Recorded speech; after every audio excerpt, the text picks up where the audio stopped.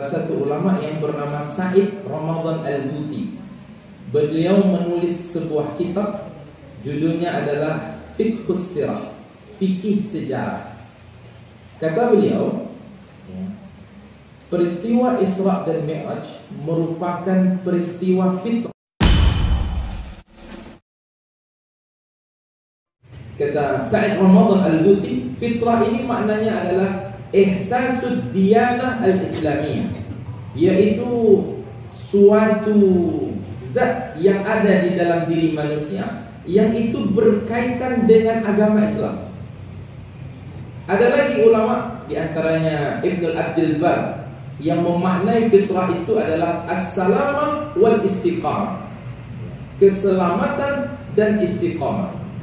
Ada lagi Raghib Al-Asfahani, di dalam kitabnya, beliau mengatakan makna fitrah itu adalah Islam. Fitrah itu Islam. Sehingga Said Ramadan Al-Buti menguraikan peristiwa Isra dan Mi'raj adalah peristiwa kembali pada hakikat keislaman. Apa bentuk hakikat keislaman yang Rasulullah SAW berikan cerita kepada kita, gambaran kepada kita? Salah satunya adalah salat. Yang kedua adalah menjaga makanan. Yang ketiga adalah senantiasa berharap untuk dimasukkan ke dalam surga Allah Subhanahu wa taala. Jadi ada 3 hal bentuk fitrah itu. Yang pertama salat 5 waktu, yang kedua menjaga dari sesuatu yang haram, dan yang ketiga berharap dimasukkan ke dalam surga Allah Subhanahu wa taala.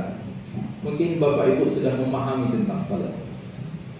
Salat merupakan imad, tiang agama. Sehingga salat ini menjadi tolak ukur diterimanya ibadah seseorang. Ada orang yang berpuasa dan tidak salat, apakah puasanya diterima? Tidak diterima. Apakah orang yang bersedekah tapi tak salat, apakah sedekahnya diterima? Tidak diterima. Ini di dalam kitab Majmu' Fatawa Al-Hind.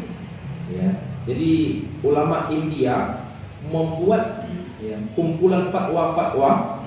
Di situ fatwa yang berdasarkan pertanyaan-pertanyaan. Jadi ada yang bertanya,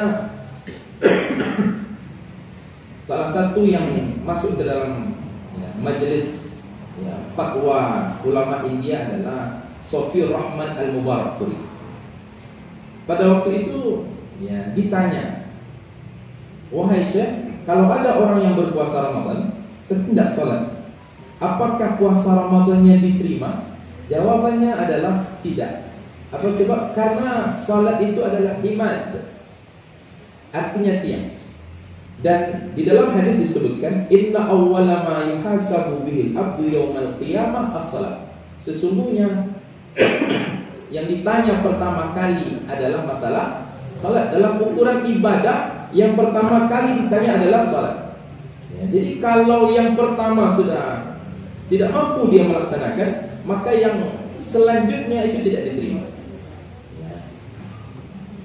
Bahkan ada satu kitab yang ditulis oleh seorang ulama yang berasal juga dari India. Judulnya adalah Irsyadul Ibad ila Sabilir Rasyad, yang ditulis oleh seorang ulama yang bernama Zainuddin Al-Malabari. Beliau mengatakan, ada 15 adab bagi orang yang tak salat. 6 di antaranya Allah segerakan ketika hidup di dunia. 3 di antaranya Allah segerakan ketika dia sakaratul maut. 3 di antaranya Allah berikan ketika dia di dalam kuburnya. 3 di antaranya ketika Allah bangkitkan dari kubur. Yang ini mungkin tidak perlu kita uraikan, sangat panjang sekali. Nanti silakan dibaca, ibu-ibu dan bapak-bapak, ada kitab Irsyadul Ibad ila Sabilir Rasyad. Silakan download PDF nanti. Tulisan Zainuddin Al-Malabari. Kemudian yang kedua adalah masalah makanan, menjaga makanan. Apa yang kita makan harus dijaga. Karena Rasulullah SAW menyebutkan dalam hadisnya, la ya'tiyanna 'alan nasi zamanun la yubali al-mar'u bima akhadha al-mal amin halal aw min haram. Akan ada suatu masa, kata Rasulullah, orang tak lagi menghiraukan makanan yang dia makan, apakah dari yang halal atau yang haram. Bahkan ada opini masyarakat yang harus diluruskan. Apa kata masyarakat ketika kami membahas persoalan halal haram dari sisi makanan? Ustaz, mencari nan haram saya tinggal payah. Apa boleh mencari yang halal katanya. Ini harus diluruskan, opini yang seperti ini harus diluruskan. Dampak dari makanan yang haram itu besar sekali. Di dalam kitab Jami'ul Ulum wal Hikam yang ditulis oleh Ibn Rajab Al-Hambali, beliau menguraikan ketika membahas hadis tentang al-halala bayyinun wal haramu bayyinun wa bainahuma umurun mustabihat. Yang halal itu jelas, yang haram itu jelas, dan di antara keduanya ada perkara yang syubhat. Faman ittaqa syubhat faqad istabra'a li dinihi wa irdihi. Barang siapa yang menjauhi syubhat, berhati-hati terhadap syubhat, maka dia telah menjaga agamanya dan telah menjaga kehormatannya. Wa man waqa'a fi syubhat waqa'a fil haram. Siapa yang terjerumus kepada syubhat, terjerumus kepada yang haram. Kan ada istilah, ada pula opini masyarakat ini, kayaknya baru syubhat baru haram leh. Kalau syubhat tak gay doh.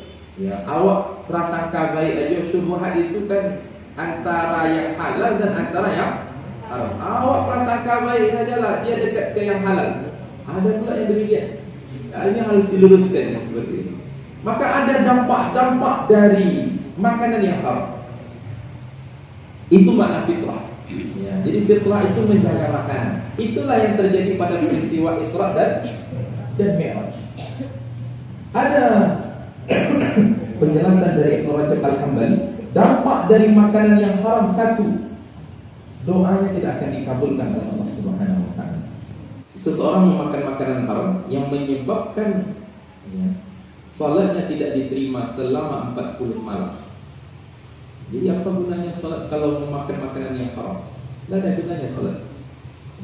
Sehingga Imam Al-Ghazali membahas di dalam bukunya Ihya Ulumuddin, beliau mengatakan, kenapa orang yang salat itu bisa menghalangi dirinya untuk mengerjakan perbuatan fahsya wal munkar? Karena orang yang salat itu sebelum dia salat dan setelah dia salat, dia menjaga aturan-aturan Allah, sehingga apapun bentuk fahsyat dan mungkar mampu dia cegah. Karena dia menjadikan salat itu tidak hanya sekedar ritual, tapi menjadikan salat itu menjadikan dan mempraktikkan salat itu baik di luar waktu salat maupun setelah waktu salat. Karena hakikat salat itu adalah merasa muraqabah, merasa diawasi oleh Allah Subhanahu wa taala. Sedangkan orang yang tadi memakan makanan yang haram, dia tidak muraqabah kepada Allah, tidak merasa diawasi. Dia merasa tidak ada yang tahu, cuman kita saja yang tahu ini.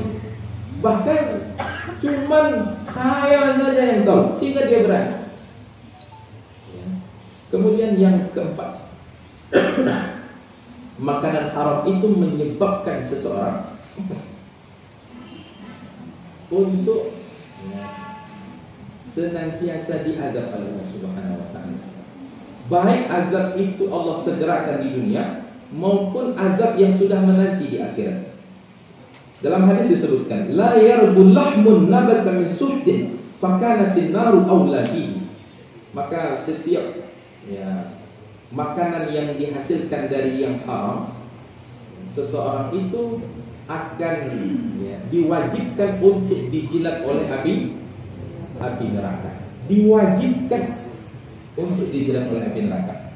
Kalau sudah yang ditimbulkan tidak baik, maka hasilnya. Dan juga kalau ditanya apakah neraka hari ini sudah ada isinya. Kalau surga tadi ada. Sekarang neraka sudah ada isinya? Sudah ada. Sudah ada. Siapa yang isi? Kok lebih dahulu masuk? Siapa yang isi? Amru bin Luhai.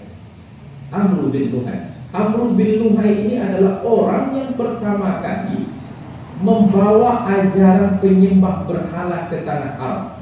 Ketika Rasul Isra dan Mi'raj, beliau mengangkat kepalanya melihat ke dalam neraka. Siapa itu? Jibril, yang dia ususnya terburai. Kemudian dia kesakitan dan berteriak-teriak. Siapa dia? Wahai Jibril, kata Rasulullah. Dia adalah Amru bin Luhai, orang yang pertama kali memasukkan ajaran penyembah berhala ke tanah Arab. Jadi sudah ada. Maka harapan itu akan senantiasa ada, sehingga beribadah kita kepada Allah dengan harapan masuk ke dalam surga menimbulkan keikhlasan dalam beribadah. Kita tahu kalau ibadah tidak ikhlas itu terima apa tidak? Tidak diterima. Kalau ibadah tidak ikhlas tidak diterima. Sehingga Imam An-Nawawi Al-Jawi, bukan Imam Nawawi pensyarah Sahih Muslim, tapi Imam Nawawi yang berasal dari Banten, satu-satunya ulama Indonesia, ulama Indonesia yang pertama kali membuat kitab tafsir dengan bahasa Arab adalah Imam An-Nawawi Al-Jawi. Judul kitab tafsirnya adalah Marahul Ladhi, 2 jilid. Dialah yang pertama kali menulis, orang Indonesia yang menulis kitab tafsir dengan bahasa Arab, dan meninggalnya di Tanah Suci, menjadi mufti. Dia termasuk guru dari Haji Abdul Karim Amrullah, termasuk guru dari Syekh Ibni Candung Muhammad Sulaiman Ar-Rasuli, termasuk guru dari Abdullah Abbas, teman dari Bapak Buya Hamka. Dia menulis satu buku judulnya Nasaihul Ibad, nasihat-nasihat untuk hamba. Beliau mengatakan di dalam kitab Nasaihul Ibad itu beliau menyebutkan ada maratibul ikhlas, tingkatan keikhlasan dalam beribadah. Ada orang ikhlas dalam beribadah itu, tingkatan yang pertama adalah ikhlas beribadah mengharapkan ridha Allah. Itu paling tinggi. Makna ridha adalah tidak berharap balasan dari Allah baik di dunia maupun di akhirat. Kalau di dunia balasannya berupa mungkin rezeki, dia tak berharap itu. Mungkin sehat, dia tak berharap itu. Dia hanya semata-mata ridha Allah. Makna ridha Allah itu diuraikan juga oleh Ibnu Rajab Al-Hambali. Makna ridha adalah dia hanya menginginkan dirinya ini seorang hamba dan ketaatan penuh kepada Allah. Ini yang pertama, tingkat keikhlasan yang pertama. Yang kedua, tingkat keikhlasan yang kedua adalah beribadah berharap balasan di akhirat, yaitu dimasukkan ke dalam surga dan dijauhkan dari neraka. Kalau ditanya kenapa bersedekah? Supaya sedekah ini bisa menghalangi saya dari api neraka. Berarti mengharapkan balasan di akhirat. Kenapa salat 5 waktu? Supaya saya mendapatkan cahaya di dalam kubur dan kubur saya diluaskan seluas-luasnya. Berarti mengharapkan balasan di akhirat. Itu tingkatan ikhlas yang kedua. Kemudian tingkatan ikhlas yang ketiga adalah beribadah kepada Allah mengharapkan balasan di dunia. Ditanya kenapa salat duha? Ustaz, anak aku sedang tes kojo ini Ustaz. ambo sholat duha supaya lulus tes, boleh nggak? Boleh. Ya. Ada orang yang bersedekah, dia apa? Dia sedekah banyak bona gini kan? Biasa. Ya. Kalau PT 150, 60 tu yang infakkan, yang sedekah. Dan satu yang simpan. Kini 150 tu yang lagi. Apa dia sedekah banyak bona gini? Yang buku pada nampak sakit-sakit, kaki lah sakit, rematik, ya, asam urat lah kambuh, ya, asam lambung lah naik, ya. Jadi pokoknya yang asam-asam naik semua, ya. Nah, dia bersedekah tujuannya untuk kesembuhan, boleh tidak? Boleh. Kemudian ada orang yang, ya, solat malam. Solat malam ditanya kenapa solat malam? Ya, dia supaya barang galian boko laku sebenarnya. Lah sekian sejak Covid kau tak ada laku-laku. Kalau mudah-mudahan dia salat malam kau laku. Nah itu diperbolehkan dan tingkat keikhlasan itu paling rendah. Paling di bawah itu tak ada lagi. Ini cukup dalam tadi yang disampaikan kepada kita tentang intisari daripada Isra Mi'raj itu sendiri. Kami yakin Bapak dan Ibu telah merekam baik dengan HP maupun dengan ingatan ataupun ada yang mencatat. Ini tentu kita dari jajaran Kementerian Agama ini kita garda terdepan untuk memberikan pencerahan. Bagi Ustadz Uzaza ini silakan nanti kaji beliau ini boleh juga dicoba ini nanti. Di sana ini nanti itu boleh dijual. Artinya apa? Kita ini butuh Bapak dan Ibu pencerahan-pencerahan. Siapapun kita, tentu yang paling kita harapkan dari peringatan kita hari ini tidak hanya seremonial seperti ini, tetapi adalah implementasi yang penting bagi kita.